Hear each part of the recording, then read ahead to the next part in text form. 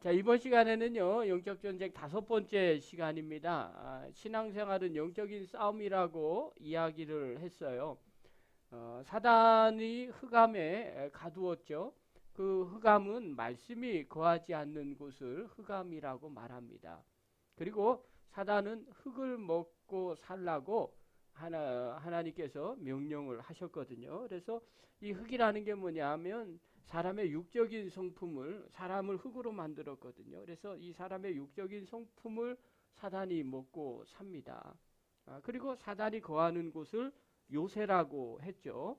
이 요새는 우리 마음에 있어요. 마음에 잘못된 생각이라고 얘기하는 진이라고 표현하는데 견고한 진 아래 있습니다. 그래서 지난 시간에 사단이 우리의 사람을 표현할 때 이원론과 삼원론으로 지금도 표현해요. 그래서 히브리 구약은 주로 이원론의 세계관이 있고요. 그 다음에 신약의 헬라 사상은 삼원론의 그 세계관을 갖고 있어요. 인간관을 그렇게 표현을 합니다. 이 두 가지가 성경에 같이 나와요. 어느 거라고 이야기하기는 좀 딱 부러지게 뭐하니까 일단 바울의 입장에서는 삼원론이거든요. 그래서 영이 있고요. 우리의 영이 있고 그 다음에 마음이 있고 혼이 있고 그 다음에 육체가 있어요. 그러면 이 영이라는 것은 뭐냐면 성령님이 거하시는 곳이에요. 우리가 예수님을 영접하면 이 안에 거하시죠. 그래서 성령님이 거하시는 이곳에는 사단이 거할 수가 없게 되겠죠. 그럼 사단이 어디에 거하느냐? 우리의 마음과 육체, 흙으로 만들어진 이 마음과 육체에 거해요. 그래서 이곳에서 사단의 요새를 만들게 되죠. 진을, 견고한 진을 만드는 거예요. 그런데 이 견고한 진은 생각으로 지어지게 됩니다. 그래서 우리가 생각하는 거, 부정적인 생각, 안 좋은 생각, 뭐 이런 것들이 상처들, 그 다음에 우울한 거, 이런 것들이 전부 다 이 안에 들어가 있어서 그곳에서 사단이 활동을 하게 되죠. 우리의 생각을 막 집어넣어주고 또 잘못된 생각을 집어넣어주고 그리고 잘못된 행동들을 하게 되고 그게 마치 내 생각이냐, 내 생각처럼 그렇게 들게 만드는 거죠. 그래서 이 생각으로 지어지는데 결론은 이 사단의 요새를 없애버리려면 어떻게 해야 되느냐? 간단한 거죠.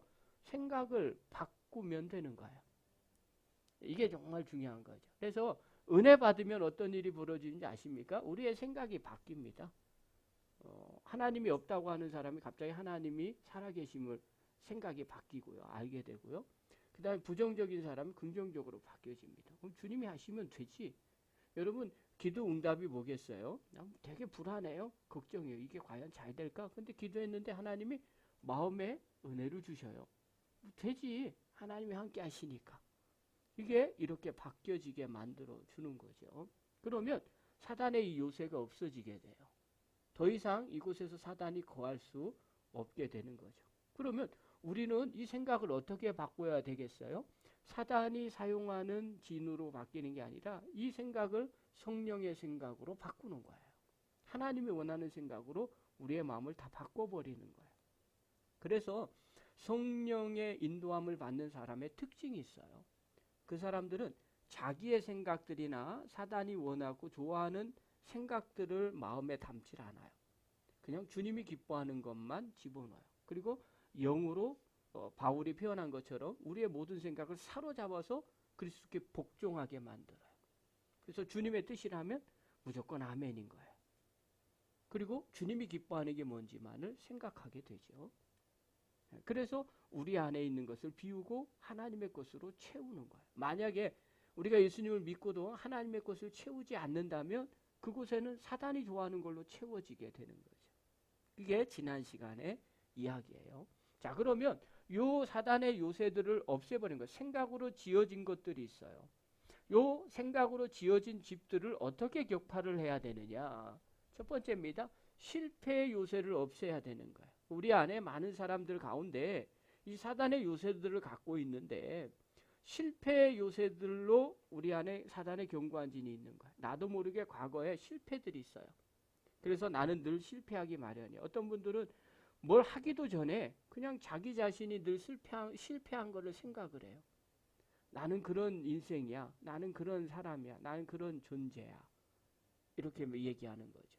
그러면 아무리 은혜를 받았어도 성령 예수님을 영접했어도 그 사람의 삶이 성령 충만한 삶이 아닌 거예요. 사단에 의해서 좌지우지되는 삶을 사는 거예요.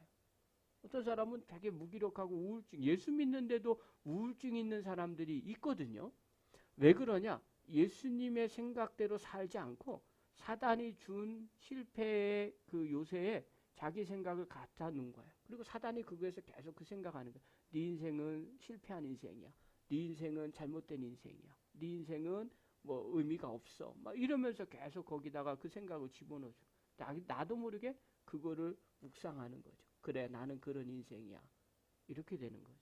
그러면 우리의 마음이 성령 충만하고 성령의 열매가 맺혀져야 되는데 오히려 그러지 않고 사단이 좋아하는 모습으로 바뀌어지는 거죠. 이것이 실패의 요새 안에 있는 거예요. 그래서 이것을 없애버려야 되는 거예요. 나는 늘 실패하기 마련이야. 아니면 나는 어쩔 수 없는 죄인인데 뭐 죄를 지면서도 그러는 거야. 나는 죄인인데 뭐 나는 원래 그래. 나는 원래 그런 사람이야. 이렇게 계속 이야기하면서 합리화를 하는 거예요. 그러면 사단이 그걸 계속 쓰죠. 또 성령 안에서 행하려고 했는데 애써봤자 소용없어. 해도 안 돼. 성령님이 뭐 능력도 안 돼. 나는 원래 그래. 이런 생각들을 갖고 있는 거죠. 이게 실패. 해봤더니 안 되더라는 거죠. 이런 생각은요. 사단이 견고한 요새를 만드는 건축 재료가 되는 거예요. 이게 많으면 많을수록 점점 사단이 집을 더 견고한 진을 많이 짓게 돼 있어요. 그 사람은 예수님 믿어도 점점 사단이 사용하는 도구로 쓰임 받는 거예요. 이것을 없애버려야 되는 거예요. 그러니까 우리가 이것만 기억하고 있어도 사단의 요새를 없애볼 수 있는 모습이 나타나는 거죠. 그런 힘이 생기는 거죠. 자, 실패 요새 중에 어떤 거느냐? 어떻게 이 실패 요새를 없애버려야 되느냐? 실패자라는 생각을 바로 잡아야 된다는 거예요. 그러니까 우리가 실패할 수 있고 실수할 수 있어요. 어린아이가 걸어가는데 걸음마를 걸 때요. 얼마나 많이 넘어지는 거 다 아시죠? 그런데 그 아이가요. 한번 걷다가 넘어지면 나는 실패자야, 루저야 이러면서 더 이상 걷기를 포기하는 아이들은 아무도 없어요. 왜냐하면 그 아이들 생각에는요. 실패자라는 생각이 없어요. 왜냐하면 걸으려면 당연히 이렇게 해야 돼요. 그래야 걷는 거예요. 자, 우리도 마찬가지예요. 인생이 완벽하게 퍼펙트하게 갈 수 있겠어요? 그러지 않아요. 인간은 연약하기 때문에 넘어질 수 있어요. 그런데 그때 우리 안에 생각을 갖는 거예요. 나는 실패자야. 이렇게 생각하면 사단의 진을 쌓게 돼요. 그때 우리 생각이 어떻게 하냐? 내게 능력 주신 자 안에서 내가 모든 걸 할 수 있어. 하나님이 하시면 할 수 있어. 지금은 아직 기회가 아니야. 하나님의 때가 아직 안 됐나 봐. 주님 앞에 더 기도해야지. 하나님의 뜻을 더 구해야지. 그런 생각으로 바꿔야 돼요. 그래야 실패 요새를 없앨 수 있어요. 두 번째로는요. 나는 죄인일 뿐이다 라는 생각을 바로 잡아야 됩니다. 전에는 내가 죄인이었어요. 그런데 지금은 하나님의 사랑받는 자녀가 되었다는 거예요. 여러분 여기에서 정말 조심해야 될 게 있어요. 내가 하나님의 사랑받는 자녀가 되었다고 해서 하나님의 뜻을 다 완벽하게 하는 사람이 아닙니다. 여전히 죄를 지을 수밖에 없는 죄인이에요. 그러나 주님 앞에 나오면 하나님 우리를 깨끗하게 하신다는 하나님의 약속을 받은 하나님의 자녀라는 거예요. 그러니까 죄인일 뿐이다 하고 머무르고 나는 그럴 수밖에 없어. 죄를 지을 수밖에 없어 라고 생각하지 마시고 내가 비록 죄를 짓는다 할지라도 그래 지금은 부족해도 내가 사랑받는 하나님의 자녀야. 하나님 용서해 주십시오. 그리고 이걸 이길 수 있는 힘을 주십시오. 그러면 더 이상 사단이 실패 요새를 우리 마음 가운데 만들지 않게 된다는 거예요. 그 다음에 세 번째가 뭐냐면요. 구원의 목표와 목적을 정확하게 알아야 됩니다. 여러분 예수님을 믿는다는 거 하나님의 자녀가 되었다는 것은요. 그냥 교회에 나오는 게 다가 아니에요. 하나님께서 우리를 미리 아는 자들로 하나님이 또한 그 아들의 현상을 본받게 하기 위해서 미리 정하신 거예요. 그리고 우리를 구원해 주신 거예요. 하나님의 영광을 형상을 본받게 하려고 우리를 부르셨다는 거예요. 우리의 마음 자세가 거기에 가 있어야 돼요. 그래서 내 마음 가운데 부정적인 생각이 혹여나 듭니까? 그러면 어떻게 생각하셔야 되냐면 하나님이 나를 구원하신 이유가 뭐냐? 내가 하나님 형상을 닮아가는 존재야. 하나님이 그렇게 만드신 거야. 그러니 나는 여기서 이런 생각할 사람이 아니야. 또 이렇게 살아서는 안 돼. 이렇게 생각을 바꾸셔야 돼요. 그래야 실패의 요새를 격파할 수 있게 돼요. 그 다음에 두 번째 뭐냐면 두려움의 요새를 없애야 돼요. 우리 안에 사단이 요새를 쌓는데 그 중에 가장 큰 게 바로 두려움이에요. 이 두려움의 요새를 없애버려야 되는 거죠. 경험상 우리는 많이 살아왔잖아요. 어린 아이들은요, 한 번도 경험 안 해본 사람은 그냥 해버려요. 뭘 모르니까. 그런데 한 번, 두 번 경험했다가 실패하게 되거나 다른 사람한테 창피하거나 무시를 당하게 되는 경우가 있어요. 그게 여러 번 반복이 되면 그 다음에 자기도 모르게 마음 가운데 혹시 나 또 창피당하는 거 아니야? 혹시 나 또 다른 사람에게 무시당하는 거 아니야? 하는 그런 두려움이 우리 안에 있어요. 그래서 그 두려움이 자꾸 내 마음을 사로잡는 거예요. 내가 해야 할 것을 하지 못하게 하는 거예요. 그래서 움츠러들게 만들어요. 그러면 사단이 우리의 마음은 옳다구나 하고 사용하는 거죠. 내가 앞으로 나가야 되는데 못 나가는 거예요. 혹시 내가 창피당하면 어떡하나? 무시당하면 어떡하나? 그래서 수수방관하게 되는 거예요. 이번에 우리 목사님 한 분하고 이야기를 나누는데 저희 지방 목사님이에요. 근데 이야기를 나누는데 수요 예배를 아직 안 드리는 교회가 있더라고요. 주일 오전 드리고 새벽을 이제 드리는데 거의 몇 명 안 나오고 그다음에 이제 수요일을 드려야 되는데 아직까지 못 드린다는 거예요. 그 궁금해가지고 물어봤어요. 왜 수요일을 못 드려요? 수요일을 왜 여태까지 안 드렸어요? 했더니 첫 번째, 교인이 좋아하지 않아요. 교인들이 안 좋아한대요. 죄송합니다. 쉬면요 눕고 싶어요. 누우면요 자고 싶어요. 저는 신앙도 똑같다고 생각해요. 그러니까 영상이라는 게 저는 영상을 어떻게 해서든지 예배를 드리게 하기 위해서 영상을 하는 겁니다. 근데 영상을요 신앙생활 편하자고 하는 수단으로 사용하면 그때부터 무너지기 시작합니다. 그래서 저는 우리 교인들은 절대 이 영상을 신앙생활 편하자고 하는 도구로 사용하지 않았으면 좋겠어요. 정말 힘들고 어려워서 예배를 와야 되는데 못 오는 상황과 환경 가운데 있을 때 그 현장에서 예배 드리는 거, 영상으로 같이 예배 드리는 거, 이게 정말 중요한 거거든요. 그게 목표지 그것이 아니고 편하자고 하려고 하다 보면 오히려 독이 돼버린 거죠.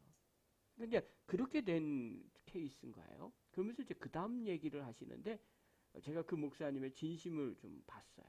그 목사님 뭐라고 말씀하시냐면 하자고 얘기하는데 교인들이 다 안 한다고 그러면 상처가 너무 큽니다.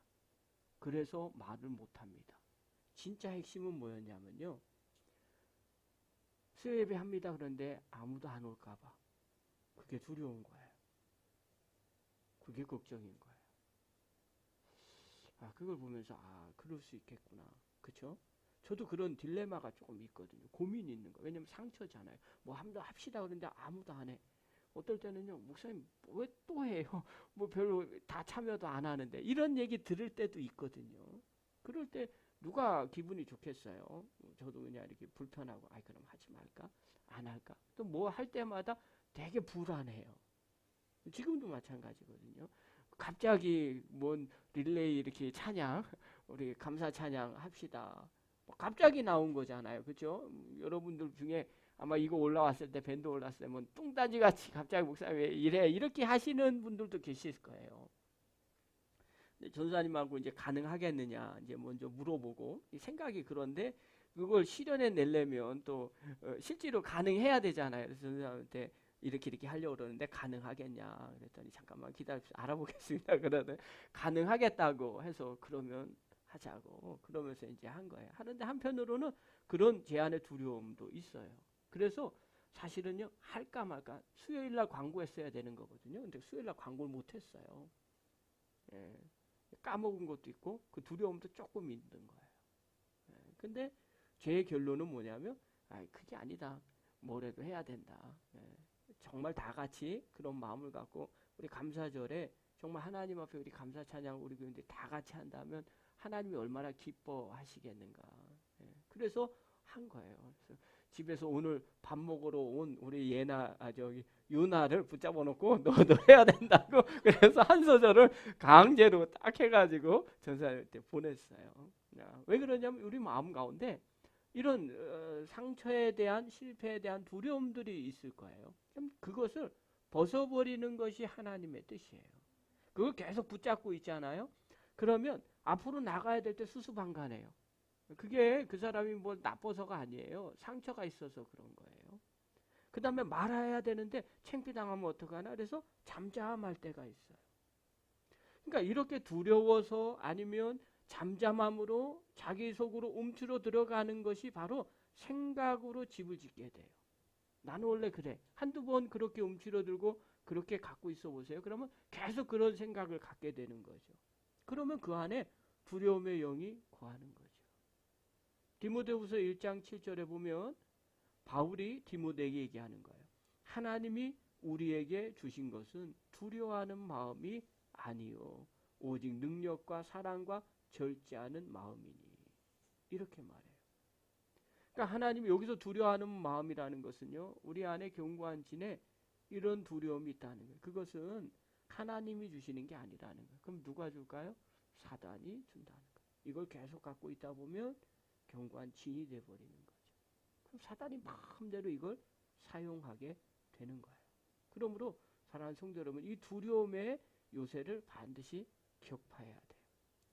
하나님이 우리를 속박 가운데 두기를 원하지 않아요. 오히려 우리 안에 능력과 사랑과 절제하는 마음을 우리에게 부어주세요. 이럴 때일수록 주님 바라보고 의지하고 나가는 거죠. 그래서 우리 안에 사단의 요새들이 있어요. 실패 요새들을 없애버리셔야 되고요. 그 다음에 두려움의 요새들을 없애버려야 돼요. 그래야만 성령으로 온전하게 인도함을 받고요. 하나님이 원하시는 대로 아멘하고 순종하고 나갈 수 있고요. 그 다음에 성령의 열매를 맺는 성도가 됩니다. 저와 여러분이 그런 믿음의 종이 되기를 간절히 축원합니다. 우리